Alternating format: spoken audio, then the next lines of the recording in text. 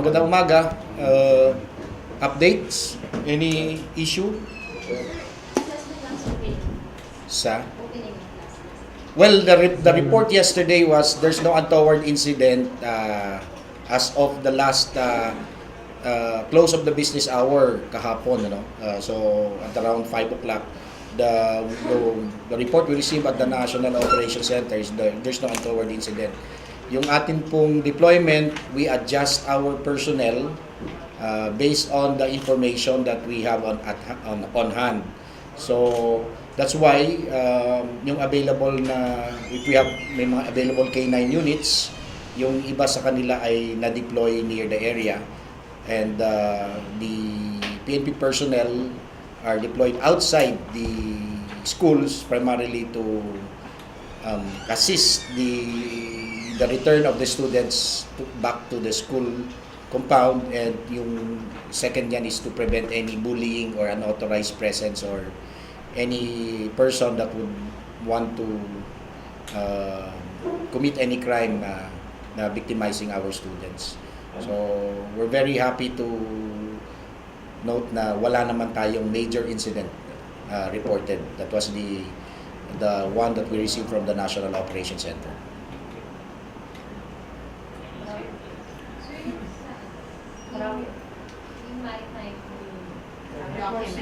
Oh. Okay. Pertaining to the memo, the PNP Maritime Group is now backtracking and investigating this alleged memorandum issued by a station, a maritime station. So, kung titingnan niyo yung memo, signed by a certain SPO4 Pestañas. So let's wait for the result or the findings from the maritime group. But if you kung titingnan natin yung memo, dapat may security classification yung ganitong mga memorandum. And clearly, it is not for circulation. Kasi ito ay info guide. If somebody sabihin natin na got a copy and had this leak, yun ang ating titingnan. Kung totoo ito nga ay nanggaling doon sa maritime station, so yan ang tinitingnan natin. So for now, sir, hindi natin masabi kung authentic yung document. Yes, maritime group will tell us the result of their findings, kung saan nag-originate yung memo. Kasi kung titingnan mo, parang totoong-totoo eh. But the content and the reference cited here, dapat may security classification. So tingnan po natin kung once Maritime will give us their findings. Sir, pero previously, ang Maritime Group, nagkakaroon din ng ganyan, yung watch list ng mga, syempre, may mga ano naman mga hot cars, or na pinupuslit. Kumbaga may watch list din talaga ng mga ganyan. Yes, may information sharing from various units, and also kung ito ay information or intelligence report coming from the different units, may sharing yan. But the handling of the information depends on the classification of the information being passed.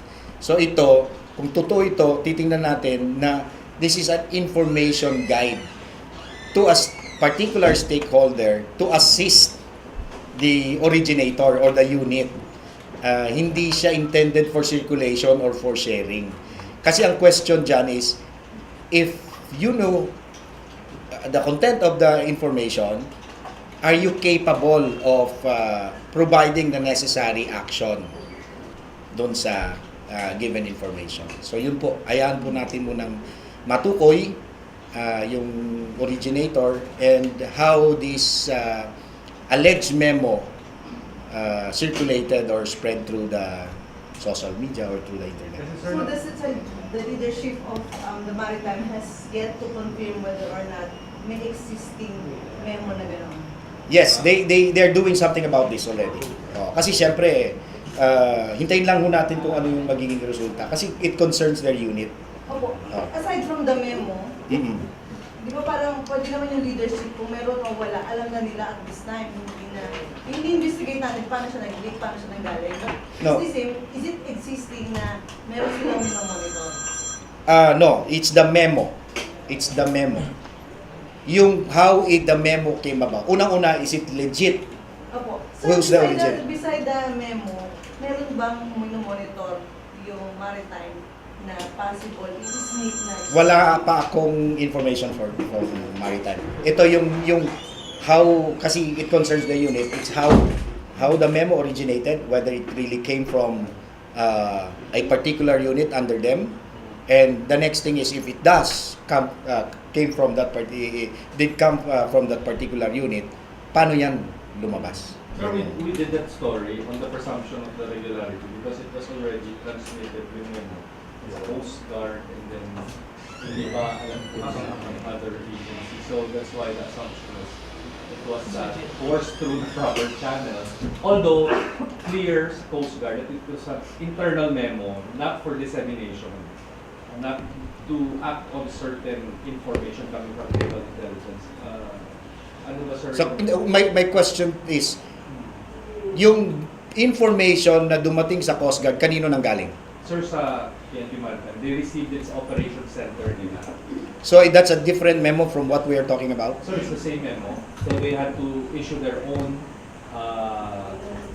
alert. I don't think it's the same memo because the addressee of this particular memo we're talking about is a stakeholder, operations manager. Not, there's no address this to the Coast Guard. Kung ito rin yun. Oo, sir, they had that. If they have the same memo, ang tanong, sino originator? Oh, the one that that we're talking about, the Yes, Coast yes, Guard yes, that yeah. received. Sino originator? Yung Sino? dun sa 609, ay yung unit ng... Does the memo is the memo addressed to the Coast Guard? They did not give it to me, pero they just... Yun, kailangan tukuyin natin yun. Oh, kasi nga sinasabi ko dito, it is the classification of information in the particular memo. Kaya yun ang tinitingnan. Correct.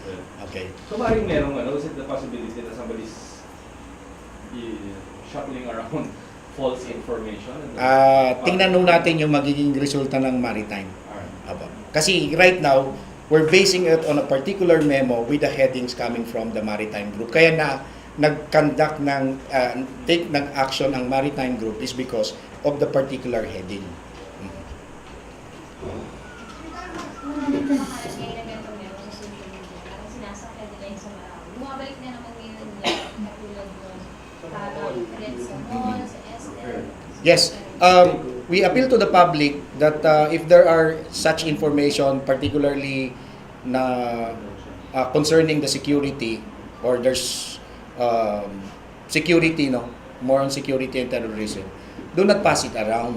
Ang the best is to immediately inform the authorities para ma-check natin. Now, pag nakita po natin na hindi po totoo, like for example, nung nire-recycle na, particularly targeting a popular mall, and then there's already a statement coming from the management of that particular mall na hindi totoo yan, yun ang ipasa natin na hindi totoo. What we can do best is to reverse the cycle. For example, I got that particular information from this person. What I can do is return that info to the one that sent it to me at sasabihin ko na hindi ito totoo. Please reverse the cycle until it reaches back the originator so he will know na hindi totoo yung mga information na kumakalat. So sir, wala or 100% dun sa mga text messages na yan, mga emails, ay walang totoo doon? Wala ho tayong nakikitang totoo. However, as SOP, pag may ganito pong mga information, hindi ho natin kaagad binabaliwala. What the PNP does is direct a particular intel unit or investigation unit to validate. Kasi pag pinabayaan lang natin, outright sabi natin, wag, hindi yan totoo. There's need to be a validation. Like for example, yung kumalat na galing sa Red Cross already sent out the statement that they never have that information. I-assess natin yung lumalabas na info. Like for example, this is confirmed by a staff of General Bato. Who's that staff? Oh, kasi may mga kulang eh. Tapos, do not pass this around, post this in social media, in your Facebook, send it by PM or text only. So if you want to spread information na mas maraming makikinabang, we blast it kayo. Ang una-una ho naming sasabihan because mas malawak yung reach na mapupuntahan ng mga information na to. Sir, do you encourage establishments concerned na mag-issue agad ng statements? Kasi kumbaga sila yung subject doon sa text or emails eh. So, mag-analyze lang, mag-issue ng statement para sa kapananagan. Yes, mas maganda nga po yun na they make a statement, they send out a statement whether the memo or the information comes from them. Kaya may stop kagad natin if they're spreading fake news or hoax information. Sir, have you downgraded the alert status? Di ba sir, until June 5 for the opening of classes or to stay because of the current security situation in Mindanao? Opo, we're still on full alert status. Mindanao is under martial law. The entire country, kami po, all PNP units are on full alert status. Hindi po tayo nagbaba ng alert status. April 23, April 23 ba yun? When May 23, nung nangyari yung sa Marawi, immediately the Directorate for Operation reminded all PNP units that we are still on full alert status. Hindi ba lang dito kayo yung after the double bombing na kasi? Yes, actually yung the start of the full alert status is after the Davao bombing. Mauti rin ang nakita nating suspects dito sa bombing sa Davao. So when the President declared the state of lawless violence, immediately the PNP raised the alert status to full alert. Actually, hindi na po bumabayan. Ang ginagawa po natin ay we look at the different activities that will happen in a year. Like for example, full alert status tayo, when we started Ligtas Sambak, yung deployment natin nakafocus doon sa mga magbabakasyon. But we shifted our security deployment effective June 5. Ito naman sa Balik Eskwela, Ligtas Balik Eskwela, which is the opening of the classes for school year 2017 to 2018. So, yan po, later on, mag-a-adjust po tayo based on the prevailing situation and the information that we are getting from the different ground units. Marawi, wala ba tayo? Marawi, meron po silang update. The Marawi incident, the information or the dissemination is coming from the Armed Forces of the Philippines primarily. They're the primary force. Ang role po natin is to support the AFP to regain the grounds in Marawi. And the investigation. Ang primary support natin dyan is the mobile forces, assisting the armed forces, the soldiers and the Marines. And then we have investigation teams sa bawat insidente o as we slowly retake the stronghold of the Mauti group, na ginagawan po ng investigation po yan.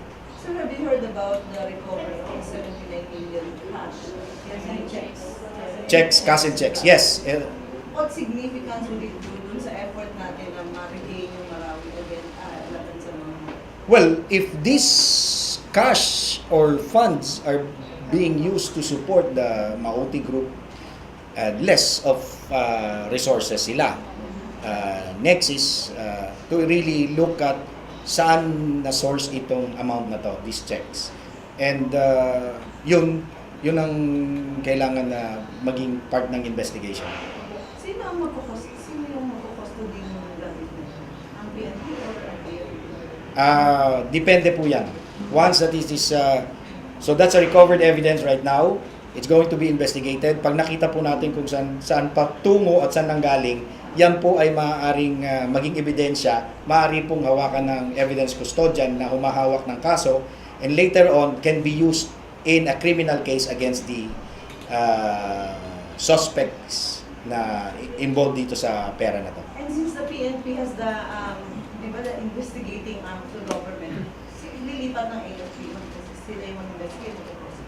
Yes, yun po yung role naman po ng PNP. And it is to conduct the investigation and pursue a case against the suspects or the one responsible in the Marawi incident.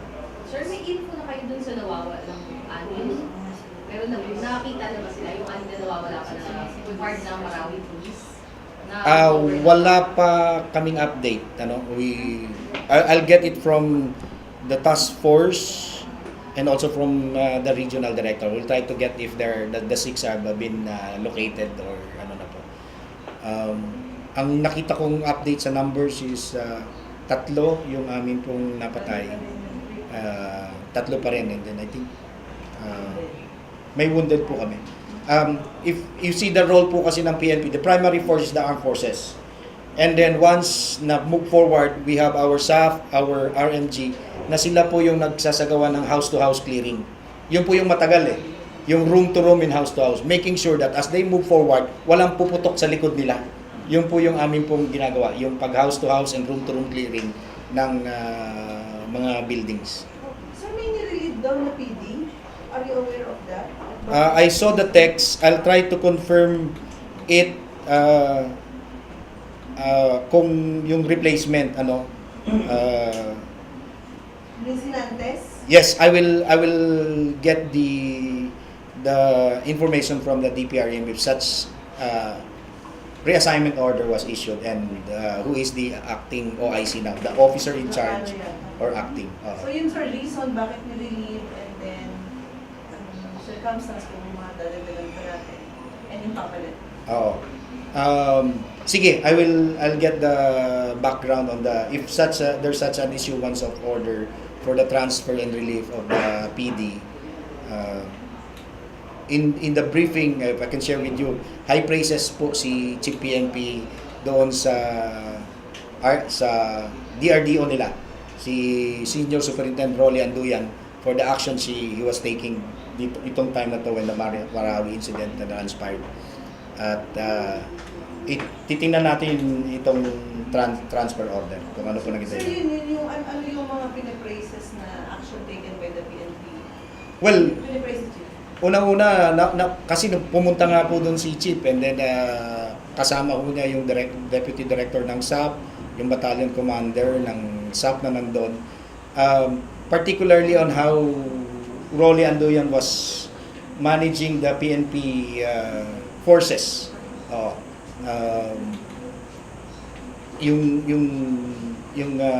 Si Rolly Anduyan seasoned na rin kasi sa mga ganitong mga insidente. So he's helping a lot in the managing the PNP resources and the personnel in the on site. Apo. Sir, sa Resorts World, we haven't seen yet kasi General Bato since the last time Apo. na nag-PRESSCON siya. Sir, yung premature statements authored by General Bato during that time, when he said na yung gunman lang ang casualty, and he also said that the foreign looking yung suspect, and yun nga sir, nag-conflict siya later on dahil nga sa 30 plus na casualty. So parang hindi ba irresponsible yung issuance ng ganong statements, sir? Well, I don't think it's an irresponsible issuance of statement. The chief was on the ground and the information come in and it's a developing situation. So the information that comes in, he tried to share it with the people that are asking, especially the media. So that is the information given to him. Kaya nga po, if you notice, when we saw this as a robbery and not a terrorism action, we put it at the level of the NCRPO. Kaya pansinin niyo po, after that, hindi na po nag-i-issue at the national level. The updates, because they're the one conducting the investigation and the progress of the investigation is being given to us by the district director himself. So as we progress, find out, that's initial assessment. It appeared what? Number one, there was only a lone gunman. The initial description was foreign looking and confirmed by the security forces when they were going after him, when they're doing room to room and floor to floor clearing, that they found the suspect at room 510, fifth floor of the hotel. After that, they start clearing the other areas.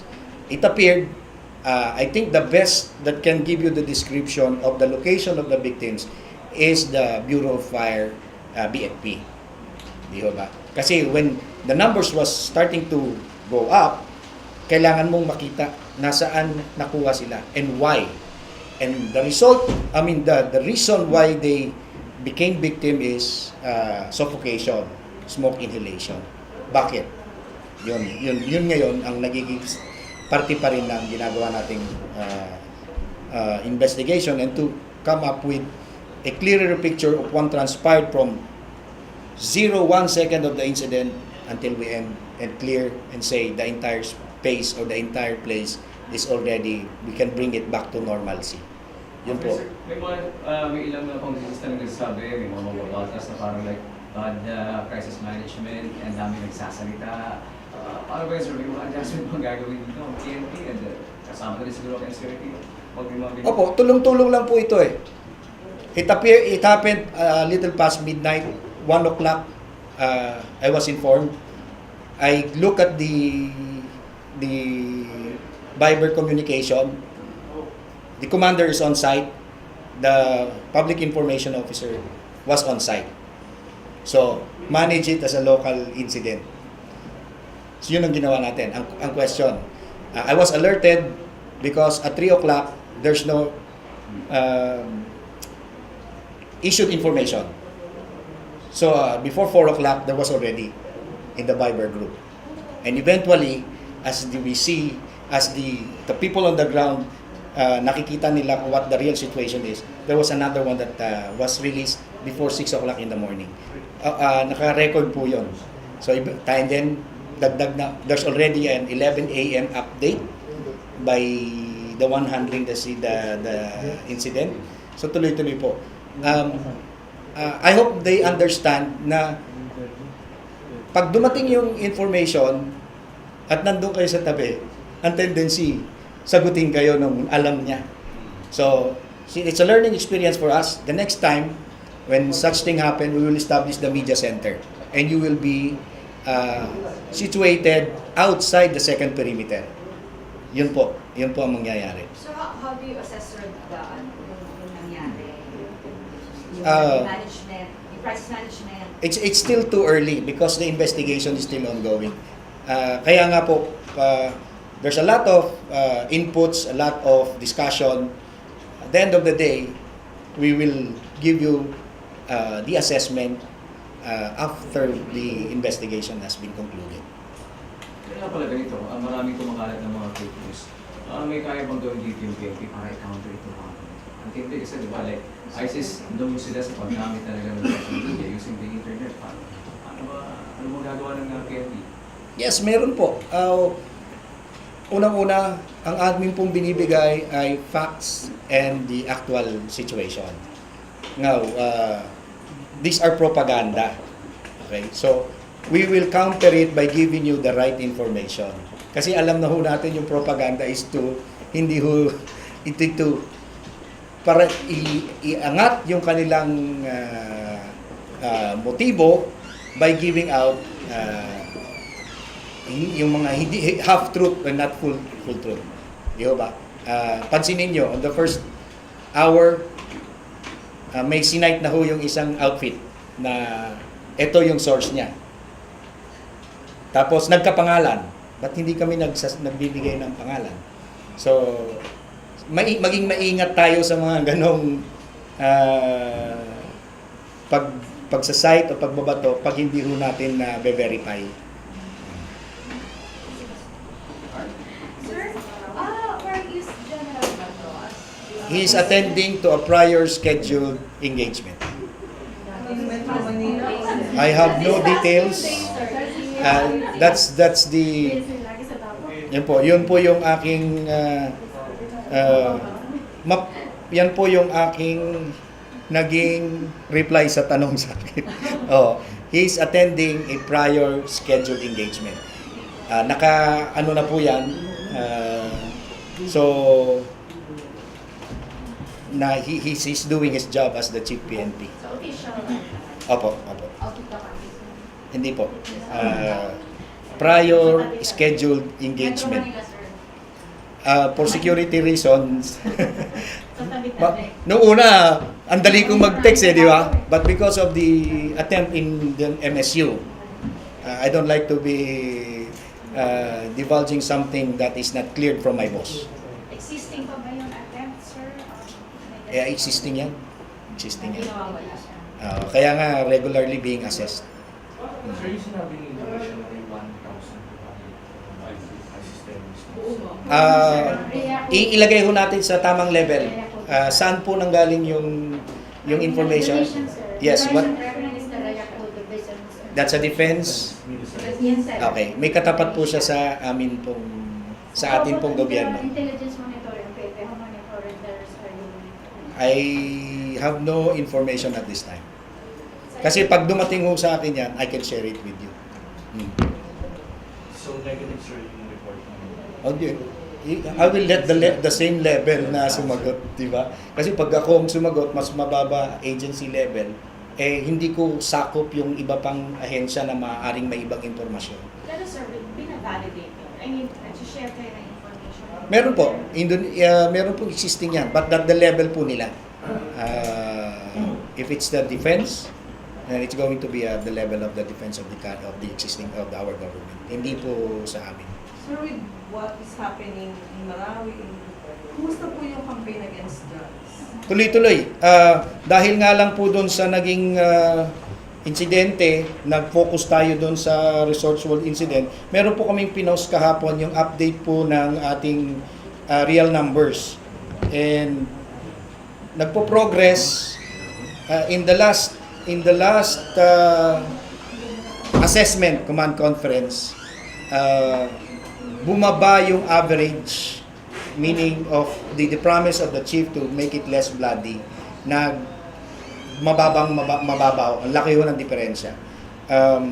But of course, the effort is to revisit the surrenderers, and yun po yung nagiging effort to extend to them the assistance in rehabilitation. At yung naman pong new surrenderers, yun din po ay being documented, so naipapasa ho sa ibang ahensya ng gobyerno na maaaring mag-abot ng tulong sa drug personality na sumusurrender. Sir, what we are saying is the PNP is not distracted in any way dun sa effort despite what is all happening around them. Hindi po. Yung kasi, meron po kasi tayong puwersa na may specific na function. Ito pong Marawi incident ay ang nakatutok po dito are mobile forces. Kaya nga po ang na-deploy dyan ay RPSB and the SAF in the area. So, nung nangyari po itong Resorts World Manila incident, it was the local police. Eventually, the staff came in because of their expertise in doing urban counter-revolutionary warfare tactics. So, tumulong yung SAF doon. Now, nakita natin na walang anggulo ng terorismo, ibinalik natin sa level po ng SPD at ng NCRPO. Sir, when you say drastic decline, certain numbers? Hindi po, meron po kasing lumabas na ulat na ininterpret niya yung data at sinabi niya na ganito ang namamatay sa isang araw. So, nagpa-check si Chief on the current, mas mababa pa doon. Yung ibig sabihin, mas malaking kababaan noong the numbers of suspect that are getting killed or slain. Okay? Sige po. Once na natapos yung sa SOSYA, si Ain and us, we will ask them to give you the update. Sana dito na lang. Kasi meron silang ongoing inquiry, yun yung nakaschedule natin. Sige po, maraming salamat.